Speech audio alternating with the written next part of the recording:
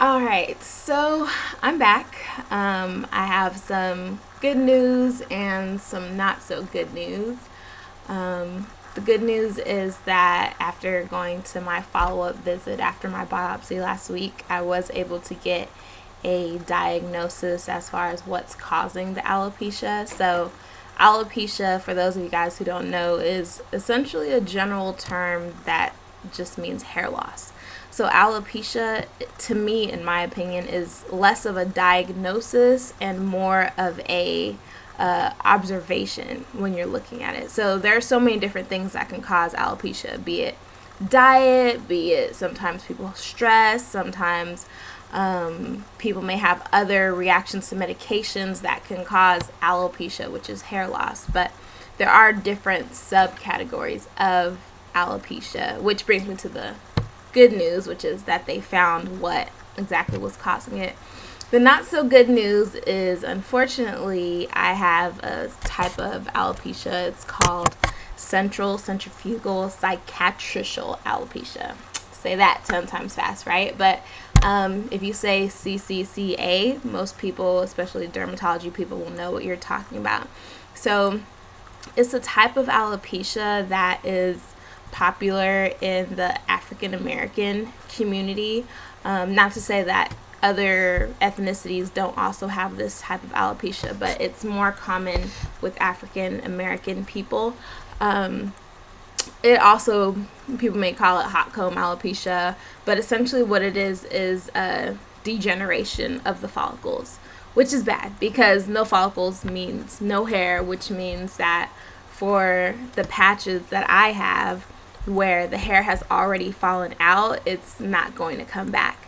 So that's not so good. But at the same time, knowing that you have the diagnosis, it's always better to know. Like, I can't stress that enough to anyone, my friends, my family, people I see in the clinic, anyone who is unsure of what is going on. When you notice things are different with your body, it is so important to figure out what's going on with that and be aware, and not to just take it as, oh, well, maybe it's just happened for that and write it off. No, when something's wrong, seriously, go and check it out. Look into that. Don't just let it go.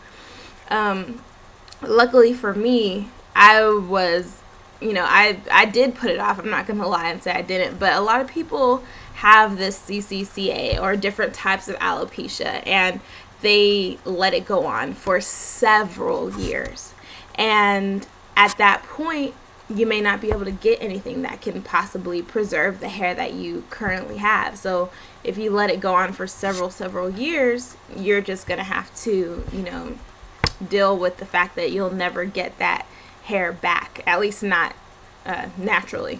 Of course, you could do hair plugs, wigs, everything else like that. But as far as preserving your hair in its natural form, so with CCCA, when I first went to the doctor's office and I was telling him, I was like, hey, look, my hair is falling out. I don't know what's going on.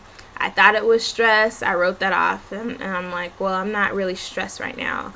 Then I was like, well, maybe it's my diet. Yeah, that's true. I haven't really been eating a lot of meat, so maybe my protein's low. I'm not a big vegetables and other type of things that can also give you protein. So I was like, well, maybe it was the diet, but I've been really good about taking like my multivitamins and things like that to supplement. And I was like, I know that that's not right. Ignore that. But so anyhow, when I go there and I'm like, okay, I need to see what is going on with me. Something isn't right. And so with CCCA, the biggest problem with that is that a lot of people don't seek treatment. Going back to me getting off topic, a lot of people don't get treatment for it until it's very, very late in the game. A lot of people come in their 30s and 40s, is what my dermatologist was telling me. He was like, he normally doesn't see people in their early 20s like myself who are coming in, complaining of hair loss. So one thing about it is, again, if you notice things aren't right, go and get it checked out. If it means getting a blood panel done where they're looking at all your bloods and making sure that everything's fine, if it means going in and getting a biopsy, seriously, please get it done. Because even with me, luckily, in my case, I guess I could say it's not as bad. Although with alopecia, a lot of it as far as the interpretation of severity isn't just what it physically looks like. It's a matter of how it feels to the person who's experiencing it. So for someone who has like all of their hair missing, someone who might have the piece right here in the front that you see all the time, it might feel equally as bad to both of them. But it is very much dependent on that person. As far as alopecia, I did some research about it. Treatments for it they have different types of topical creams. They have different types of maybe steroid injections, because what happens with the follicle is sometimes the area might get really inflamed. So then that can kind of progressively let those follicles be dying out because they're not getting the nutrients that they're supposed to be getting. So they're going to be falling out more. So by taking steroids, be it injections or oral steroids or topical creams, those things can help to decrease the inflammation. My physician also prescribed like an antibacterial as well. And some people use, say like Rogaine, essentially is what it is. I think the active ingredient in that is minoxidil. And what that does is, it's Rogaine for men, Rogaine for women. They're different. If you're women, don't buy the men one. If you're men, don't buy the women one, because I think it kind of has to deal with your hormones as well. So you don't want to mess that up more than it has to be.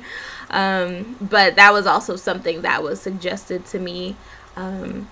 So anyhow, this is day 1. Just got the treatments today. I'll be starting that like now when I get off this video, and hopefully see something within the next couple months. Treatment of alopecia isn't something that happens overnight. It usually doesn't take overnight for it to start developing, so you can imagine that it will take a little bit more time to start replenishing the hair that still has a little bit of life to it, and to give it that extra boost to continue to grow and to hang on there. So I plan on recording my journey, and hopefully in the next couple months we'll see some good things. Trying to stay optimistic for anyone else who may be watching this and is in a similar type of position. Of course, like when you first get the news, you're like, oh my gosh, head sinks. Like, no, it's never coming back. What do you mean there's no cure? There has to be a cure. No miracle pill, no miracle drug, no nothing. Seriously. So one thing I would just say, a little bit of advice, is to stay up, stay optimistic. You don't want to stress yourself out more than what you're already going through. Like, as far as me, I know a lot of my breakouts with my hair have been related to, greatly stressful events. Like, so you don't want to sit there and do anything more to let the situation progress, because you want it to be moving into your direction, not on the direction that your hair might be wanting to go. So that's my little bit of advice. I'll let you guys know, maybe give you guys an update with my hair regimens and things like that I do. And if you have any questions, just send it to me and I'll be glad to answer them. Have a great day.